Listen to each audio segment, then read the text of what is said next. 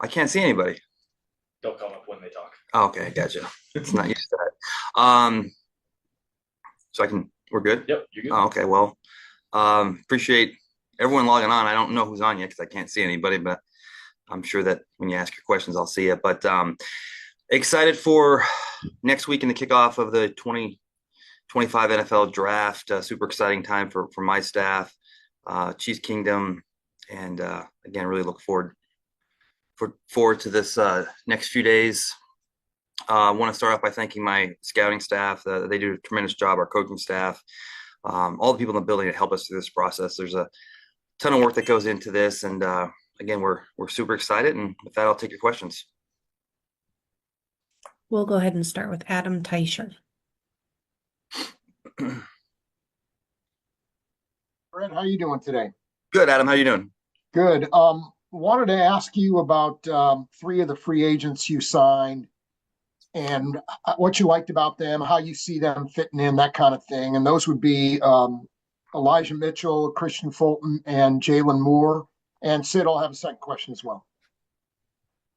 Yeah, sure. Well, Adam, every free agency process, I think the goal and the objective is always the same, yet how you go about it is always different. And the goal and the objective is always to position yourself and your team so that when you get to the draft, you can unlock the full potential of your board and not have to be stressed out and take the best player available. And now how you go about that is different every year, right? I mean, depending on your cash and cap and what players are available and how many players you're losing and what have you. So it's a unique challenge every year. And I think, though, over the years, one thing that we've shown is we're going to put a high priority on offensive line, defensive line. And you start off with Jalen Moore.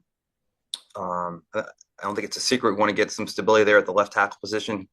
He's a guy that I think the only downside was just the lack of starts during his career. Now, when you consider the fact that he played behind a first ballot Hall of Fame player in Trent Williams, you can see why. But he's athletic. He's a smart kid. And, we did a lot of work on him during the pre-draft process years ago. Always had taken a liking to the kid. Thought he had a game that translates. And credit to him that when he had a chance to go out there and log 6-7 starts last year, he did a really good job. Now the next step is maintaining that level of play throughout the course and the duration of a season.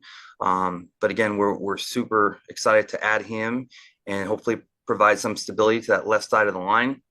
I've said over the last few months, I think that we've done a really good job. Obviously, our interior has been strong the last few years.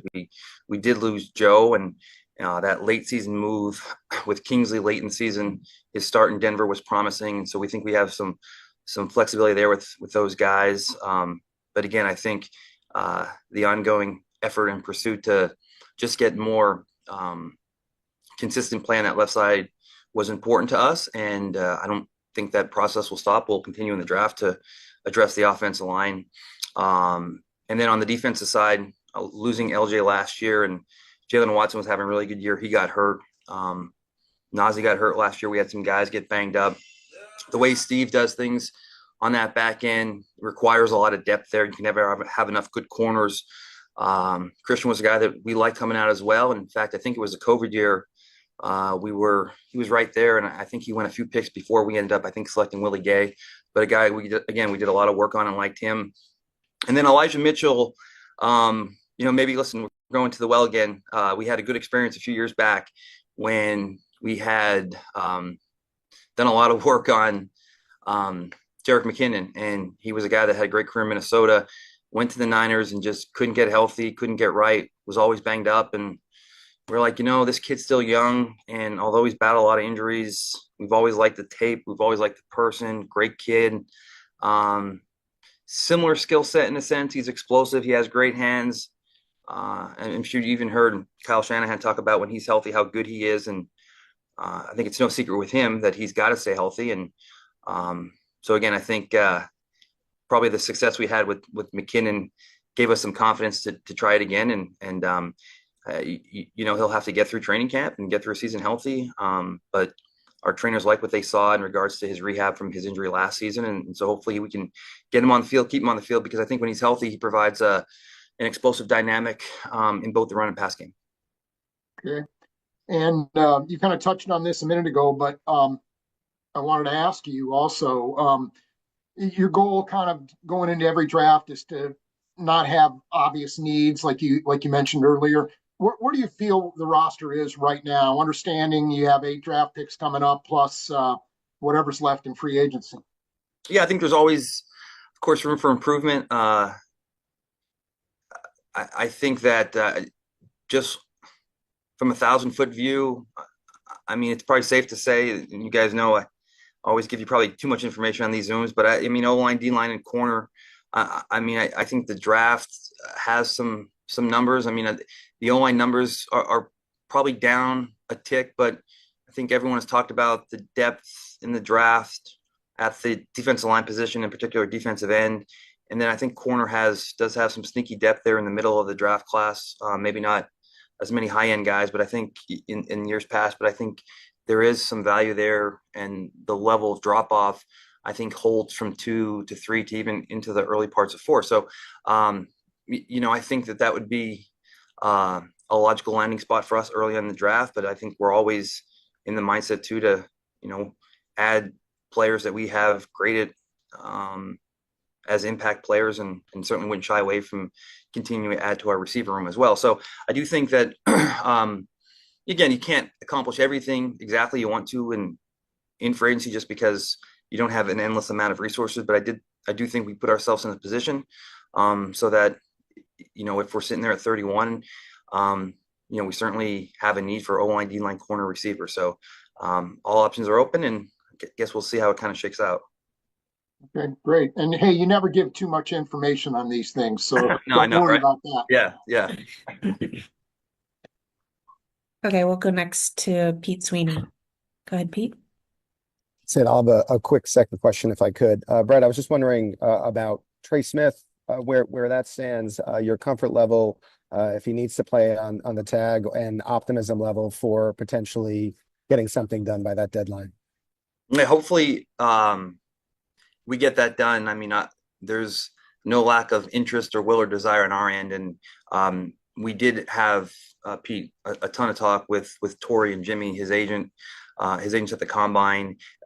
Those conversations continued on to the owners' meetings, and so now also CAA has a ton of draft prospects, and they have a ton going on. So we've exchanged multiple phone calls, multiple emails, and my guess is once the draft's over and our focus is back on taking care of the players that are here and trying to get those guys locked up, and CAA on their end. I mean, they have, again, they're one of the leading agencies in regards to the players they produce every year. So I'm sure once things settles down on both ends, we'll be in a position to continue this dialogue and hopefully make some progress there. But there's no secret there. We'd like to get Trey locked up.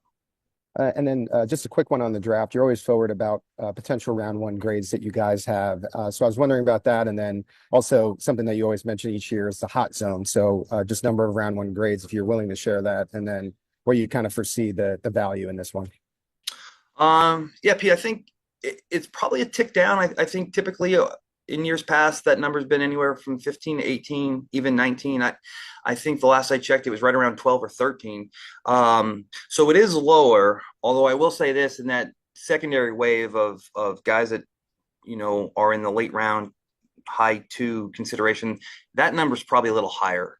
So hopefully that provides a little bit more flexibility on both ends. So I think that top end number is just a tick down from years past. And I think we've have a pretty consistent game plan year in and year out. And if one of those guys, however unlikely it is, that we have in that 12 or 13 or 14 number range, if they were to fall into a reasonable landing spot, I'm sure we would make some calls. And typically it's unlikely to happen, but we all know a few years ago it did happen with Trent McDuffie, and we were able to do that. So that will be kind of our mindset again, and we'll see if it works out. I don't think it'd make too much sense for us to we need all these picks, and we need to add depth on multiple fronts and the secondaries and receivers. So trading multiple picks to just get one piece doesn't really make sense. But I think if a guy we really like does fall into the 20s and it's reasonable, I think we'll be aggressive. Otherwise, I think we'll be happy with adding players at each round and multiple players in three. It's funny because I just joked about that the other day with Ryan being in Chicago and Brant Tillis in Carolina, and now Mike in Tennessee. I think that as the years go on and I keep losing key members of our personnel staff, um, the time period when we shut down meetings is getting pushed back sooner and sooner because we're all such good friends and we talk a lot that I joke with the guys that pretty soon it's just going to be me here by myself in a room because we talk to each other so much all the time that I'm worried about all of us having the exact same draft boards and all of our stuff getting out there. But it's a unique dynamic, but certainly happy and excited for the work those guys have done and the jobs they've done. I think each individual has done great jobs in regards to what Poles has done and what Brand has done early on, and I think Mike's going to do a slam dunk job there. So I'm excited for all those guys. It is different. Fortunately, that we do a great job, and it's no different than putting a roster together of players. I mean, you have to have a roster of personnel members, but the guys like Chris Shea and Mike Bradway and Tim Terry and Ryan Nutt, and then have a really strong group of young scouts that are working their way up too, and kind of like that mentality when one player gets injured or moves on, the next one steps up, and we've had a really good group to work with, and they've all stepped up and done a tremendous job. Thanks, Brett. Let's go next to Jesse Noel. Hey, Brad, I know things are going to change and things happen that you don't expect in the draft, but with your first round pick in particular, what is the likelihood that you guys might look at trading back with that particular pick? Yeah, I certainly have a tendency to be on the aggressive side and move up. Although it's interesting, as I just mentioned to Pete before, the numbers are a little bit down in regards to that top end, usually being 15 to 17. They're more from in that 12 to 14 range. So, and then as I mentioned, actually the secondary stack is a little bit bigger. So I think that there is probably just from a sure number standpoint, more of a likelihood that could happen when you have, again, on the front end, the numbers,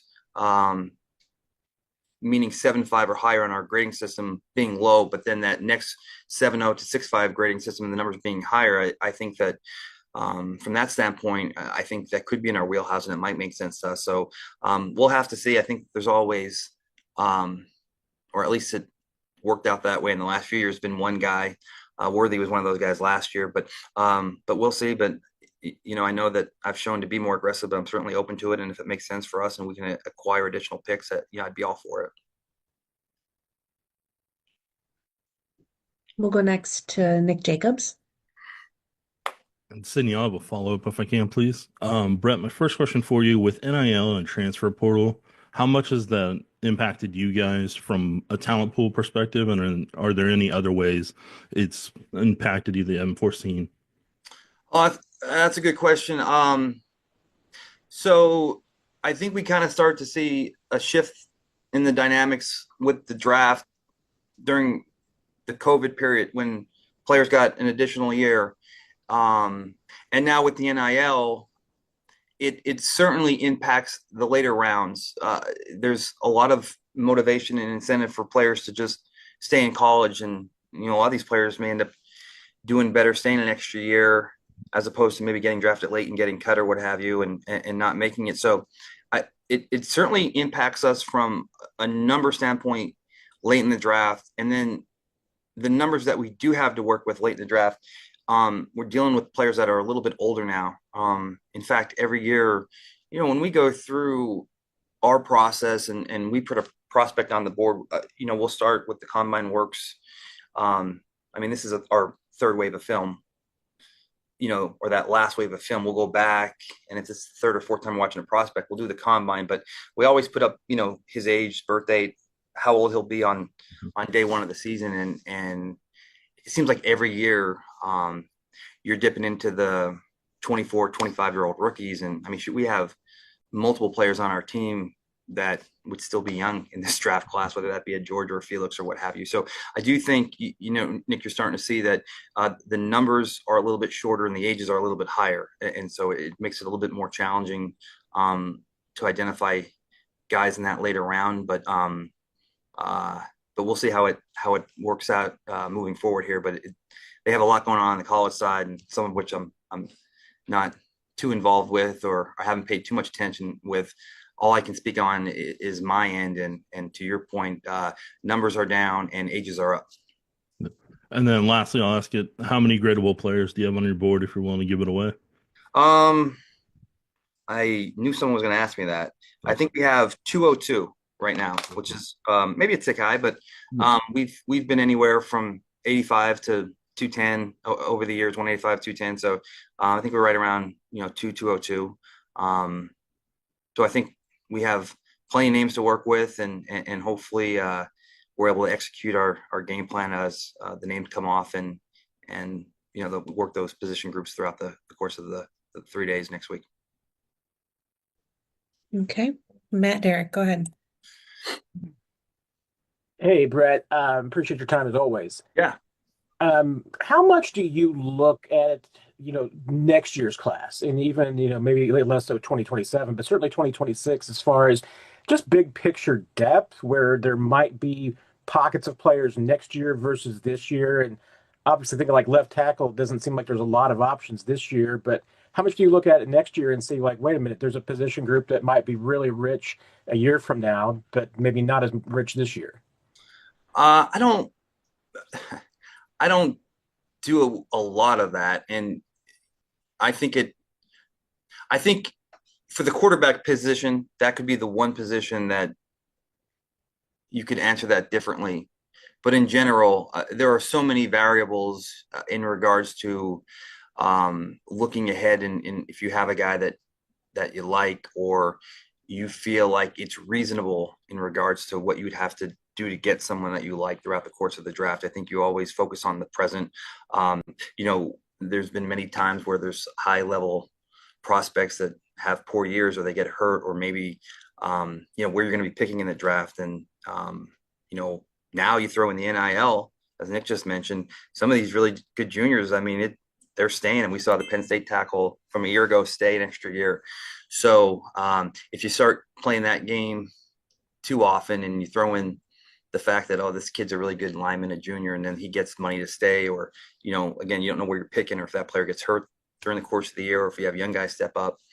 So I just think you focus on the present. Now, I will say, once the draft ends, and once we all take a break and come back for the OTAs in the spring, you start getting aggressive and looking ahead, and that's very beneficial for your free agency plan and your roster building aspect of once you go through the season and you're trying to, bridge the free agency plan with the draft plan. I mean, you get a head start on that as soon as possible. But as far as kind of utilizing that with the current draft, I think you'd probably be, in my opinion, I don't have all the answers, but in my opinion, be a little bit more dangerous. And on the offensive side, you've added some pieces, obviously, at receiver and running back, but obviously bringing back Hollywood too. Where do those two positions stack up for you as far as draft needs, and how do those boards look as far as available players this year? I missed the first one. You said running back and then wide receiver. Yeah. Yeah. Well, the running back class is probably the deepest class in the draft. I mean, I think you can get a really good player from rounds 1 through 5. So, I mean, look, with all these players, you're a few bad weeks away from having no depth at all. I mean, I know I've always said the story a few years back of that defensive end position where we had a 2 or 3 week span where we lost multiple guys. And, last year, Pacheco got hurt early on. And I mean, we always want to surround Pat with playmakers, and, the more talented wideouts you can throw on the field at one time is something important to us. And depth at running back. And look, this kickoff role too. I mean, ideally, it would be advantageous for us to identify a receiver and or running back that has explosive playmaking ability on both ends. Remigio did a great job, but again, we're always pushing the envelope to get 1% better. And if we can add another dynamic element to both return phases, that would be something that would make sense. So it's not just wanting to continue to add explosive playmaking at the running back or the receiver position. It's also the return game, and so I do feel good though about that running back stack. Again, I think it's probably a consensus throughout the draft community and the work that you guys have all done, that there's a ton of running backs, and I think that there'll be a good chance that one of these picks ends up being one of those players, just because there's so many of them, and they're all really good, and the discrepancies between the running back you have in fourth or fifth is really close, or fourth and third is really close. So I think there's a good likelihood that one of those players ends up on our roster, and hopefully they're a dynamic returner as well. Thanks, Brett. Let's go next to Sarin, and then we've got 3 more hands up to wrap us up. Thanks, and I'll have a follow-up too, if I could. First of all, I know Jesse asked you about trading down, Brett, in the first round, but overall, you've said that you've made your calls, or will, before the draft rolls around, everybody, and you kind of know who's looking to move up and down going into it. But I'm just curious, during the course of the draft, how many times do you get the opportunity to trade down? How many times does the phone ring? Are you fielding 3, 4 each round? Is it once? Do you have to drum it up yourself? Like, how busy is it within the draft on getting those opportunities? I know it's not your preference, right? You've said you'd like to be aggressive, but how many times does the opportunity come around? I don't think it's as common as people think. When you complete a round and you kind of look at what's on the board or what's coming up, it's probably a little bit easier to say, well, we should have just traded down. But I think that's a good point. I think the question is, could you have traded down? There certainly have been situations that we've executed, and it's been very few. Obviously, we've certainly traded more up than down. I think there was 1 or 2 examples of where we did that.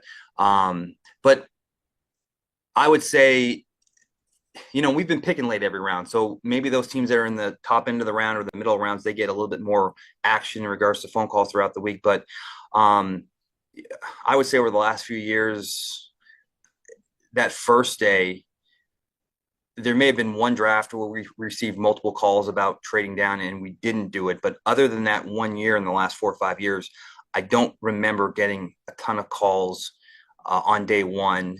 A little bit more on day 2. You're going to get a lot more calls in day 3, just because the grade discrepancies are all over the board. But I do think in general, the numbers of calls that you get asking to trade down are lower, at least in my experience. We certainly, I think, do a pretty good job of filling calls, and it's not like we're not answering calls or we're not making calls. A lot of that could have to do with, day 1 and 2, your picks are so late, and those teams may feel like the last chance to get the guy they want in 1 is to move up higher, or in round 2, that once you get to that 50, 60 man cutoff point. And so we've been picking so far behind that that could be a reason too. And in those years that I think a common topic of trading up for the quarterback to get the 5th year option, I don't think that's worked out. Those quarterbacks either didn't go or went higher. So, maybe this is a year that happens, and there's a team that wants to draft early and get a really good player, and then maybe come up and draft a quarterback and get that 5th year. I think that scenario, actually, we talked about that because every year someone says to me in the draft room, we'll just trade back for a team that wants a quarterback. And I'm like, that hasn't happened yet. We've been hearing that every year, and that hasn't happened yet. So maybe this will be the year. So without giving any of my secrets away, I think the only thing I would say definitively is that we're not going to draft a quarterback in 1. So we'll certainly have the phones open, and we'll see how that goes. All right. And then you made the statement going into free agency that, hey, the draft is going to be our free agency. One, I think some people might have felt like maybe you're a little more active than you thought you'd be. I guess I'd just first say, did it go the way you thought as you were looking at it? Is the draft still a big part of your free agency? And does that maybe give you more incentive to need more picks, to need to trade down? Would it be more of a game plan this time? Obviously, it's got to be the right deal, right? I know you don't just set sail and say, I'm going to trade down no matter what. Yeah. Has it lived up the way you thought it would entering free agency? And would that be part of your game plan moving into the draft? Yeah, I think we knew early on in free agency with what we were facing, and look, as I mentioned to Pete, once this process ends, we'll be in discussions with Trey trying to get him done, and then I'm sure at some point here, George and Trent, we're going to have dialogue with them. But to your point, as the years go on, and if we hope to keep this winning tradition up and have sustained success, it only becomes more difficult. And knew early on that we would be limited, and that was obviously the reason why we had to make that trade with Chicago with Tooney. I mean, that was a player that we loved, and it was gut wrenching to have to do that, but you had to do it. And so you're only going to have a limited opportunity to do some things. So we tried to cover up some of the holes in regards to just some stability at left tackle. Corner depth is always a big need, and there are two prime positions that go high in the draft. So let's have a plan to get a couple of those positions that we feel good about now, and then go into the draft. But as you mentioned, Seren, I mean, the more picks you have, the more players and the more depth you can have at these positions. And so to your point, I think it does make sense. And because, you can easily say we need two interior defensive linemen, another defensive end, two corners, another running back, and two or three more offensive linemen. So, I mean, you need a ton. And I don't think I ever look at our roster and think like we're good. I feel like there's nothing else we can do. So the more players to have, the more depth you can add on the team. And again, you never know where you're going to need the depth. Every time we go into a season feeling good about a position, that position is the one position. Like receiver last year, like we are loaded at wideout. And then just like Deanna a few years ago, we get to week 3, 4 of the season, and we're making trades for DeAndre Hopkins, just, Juju Smith, we're trying to figure out where we're going to get receivers. And so like every position, if you get a good player, it doesn't matter whatever you think your perceived depth is, it's not going to be there by the middle of the season. So just stick to your board and draft the best player, but you can't do that unless you get some of this knocked out in free agency. So the more players, the better. And I think that you have to look at these things to sustain depth throughout the season, and trading back and acquiring more picks is certainly a way to do that. Let's go to Vahe. Go ahead, Vahe. Hey, Brett. Thank you. Hey.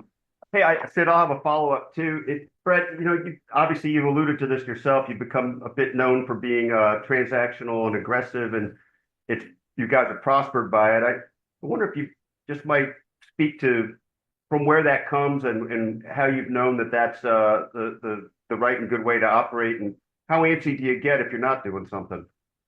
Well, I think it's one of those things where, like, you spend so much time watching all these prospects, and my guys are in the room with me every day, and we take a great deal of pride and respect for these late round picks too, and we attack them with as much attention to detail as we do the the top of the rounds. And so then you get in that mindset where it's like you do the work, and you trust in the work you do. And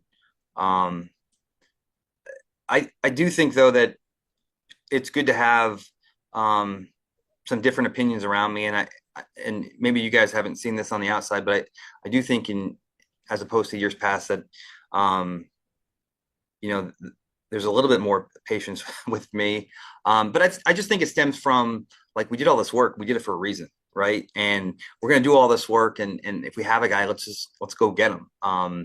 Maybe taking the stance a little of, if we're going to not have or not be steadfast in our convictions, and then just, on one end, the more numbers you have and the number of tickets you have in this lottery, the better.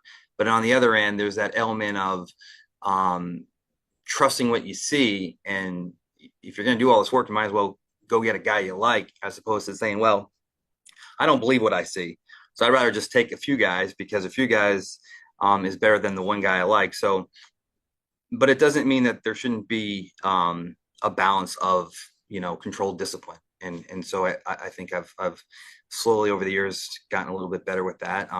It's just one of those things where I feel like you watch so much tape. It's like, well, hell, just go up there and get the guy you want. If you watched it and you believe in it, and just do that. And it was kind of the way with, Patrick, and it was the same way with Trent, and it was the same way with all these guys. And it's not always right though. And so I think being selective, I think the process is right. It's just being more selective on when you do it. You don't need to do it every single round. And I think that's one thing. I mean, we can always get better at things, and I'm no different. That's one of the things that the guys have helped me with, and just being more selective in that process. And the follow-up just is, you alluded to it, I think, in the context of left tackle, particularly before, but one eye to the future and one eye to the present at all times.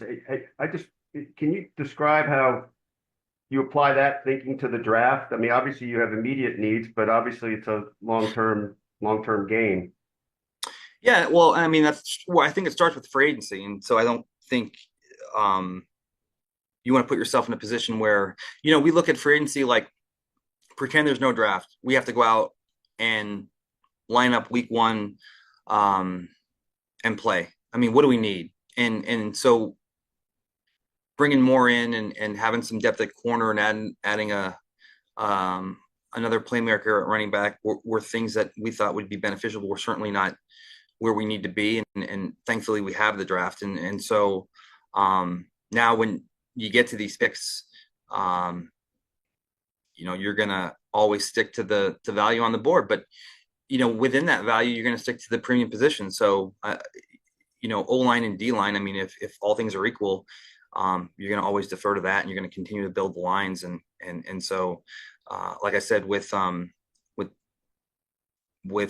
Juwan being toward the tail end of his contract and Jalen being on a smaller contract, I mean, those things, I mean, these years pass by quick, and before you know it, we'll be sitting here talking on a Zoom before the 2026 draft. So can never have enough of these guys. And then those positions like O-line, D-line, and corner, they're hard to find. They're not available in free agency for the most part. I mean, you typically don't find left tackles in free agency or starting corners and stuff, certainly not pass rushing 3-tech. So you get a chance at any point in the draft where you like a guy, you take him, and can never have enough of those guys. Two left, Nate and Herbie. Go ahead, Nate. Hey, Brett, thanks again. Yeah. I have quick questions as well. The first one is, when you talk about the defensive line, particularly interior and edge, just what intrigues you most about that part of this year's draft class, and is it somewhat similar to your guys' feeling about running back? I think the defensive end is so the defensive line class in general is good. I think that's probably driven more so by the depth at D end. I think there's a lot of D ends, and I think that running backs is certainly, I think, the deepest class in the draft. A close second would be D end. I think the interior defensive line numbers are I think better than most years, but I don't think they come anywhere close to the D-line depth and the corner depth. I think those two are just wow. I mean, you look at the board and those names go from top to bottom. Interior O-line is light. Corner, I think, is actually decent in the middle rounds. I think D-line is okay, but I don't think it's any more or less than any one particular. I think that where you're getting the big numbers from top to bottom are D end and running backs. And then everywhere else, it's a little bit scattered. Corners, I think, a little meatier in the middle. And then receivers, every year you're going to have numbers. It's just the vision and the plan and how you're going to utilize those guys within your offense. So you're always going to have numbers. I think certainly like last year was an extraordinary class, and there's so many receivers taken high. I don't think you're going to see that this year, but you'll see receivers taken in every round just because they're always plentiful in regards to numbers. So I think that when you talk about the D-line, I think that that's really getting fueled by the defensive end depth. Yeah. And secondly, you've just talked before about, learning from discipline and obviously trade philosophy throughout the years. How much does that apply to the top 30 visits or the guys you want to bring in sort of after pro days, after the draft, to sort of learn more about them, whether that's medical, off the field, or obviously just the way they match up with your coaching staff, your scheme? Are you asking in the context of like trading up or for those guys or just the value of those 30 visits? Yeah, just the overall value of the visit and what you try to maybe learn, or what you sort of experienced throughout the years that makes those visits maybe more important than maybe they were 4, 5, 6 years ago when you were doing it. Yeah, I think I find every opportunity you have to spend with a player, I find to be valuable. And I know there's some teams that don't even do 30 visits, and But I'm just kind of a believer. The more you spend time with a prospect, the more you get to know, and even if it's a little bit's better than nothing. And now the 30 visits we handle in different ways. And so I think the primary focus of the 30 visits are the guys that we really like that did not get invited to the combine. And that's purely for medical. The combine participants all have the same medical evaluation process that is done in Indianapolis. We all get that information. We look at it, we talk to our doctors, and we talk about the risks and guys that we're concerned about. However, there's a ton of guys that don't get invited to the combine. They have no medical on. So if you like that guy, and I mean, that's varying ranges. I mean, there's guys that don't get invited to the combine in years past that we had in the third round, and there's a ton of guys we had in the sixth or seventh, and we just bring them in just in case we draft them late. So that's probably the primary reason we bring those guys in. And then there are guys that, for some reason at the combine, the combine's weird too, because everyone does these formal interviews, right? And you get 20 minutes, and sometimes a player comes 4 minutes late because a team's holding them, and sometimes the computer's frozen, or sometimes a coach goes off in a different tangent and they start talking about stuff that is cool and funny, but you haven't really learned anything about the player because you're talking about a coach that both of you know, right? And so that 20 minutes goes fast. Now, sometimes these kids are boom, they're right there, and we get right into it. We ask questions about their upbringing and all that kind of stuff. You feel good. There's a lot of guys though that you look and they leave, and you're like, I didn't get anything out of that. And some of these guys I want to bring in and learn more. So I mean, that happens every year. So it's just guys that we just didn't get a great feel for. Or maybe, you only get so many of these formal interviews allotted to you.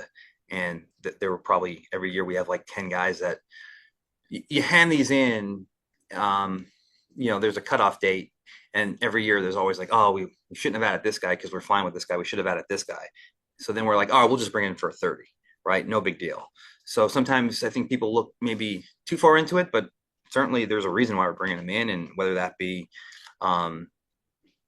and I'm sure with the players that we just brought in, right? I mean, you're going to get additional medical. So the guys at the combine that needed a recheck, whether it be a knee, a shoulder, an ankle, those guys are going to have to come in and get a recheck. So if we can bring those guys in to get extensive time with our doctors, that's important for us. So it starts off with the guys that are not draftable, it starts off with the guys that are not combine invites that we think are draftable, that don't have a medical. And it goes to the guys that we didn't get enough time with. Then it goes to the guys that our docs want to see more on. So we use it in a variety of ways, but those are typically the three buckets that they fall in. Thank you. Yeah. And last but not least, Herbie. Go ahead, Herbie. Hey, good morning, Brett. Hey, Herbie. Quick question here. You've mentioned multiple times the depth at defensive end and to an extent the cornerback position. How much do you feel like the overall depth at those position groups will affect the ultimate decision whether to exercise a fifth-year option on Karlaftis and even McDuffie? I don't think that it'll affect it at all. I think those are players that you want in a Kansas City uniform for a long time, and but those are two premium positions, so you can never have enough of those players. But as far as that altering a decision like a fifth-year option on either of those guys, that I don't think that would come into play.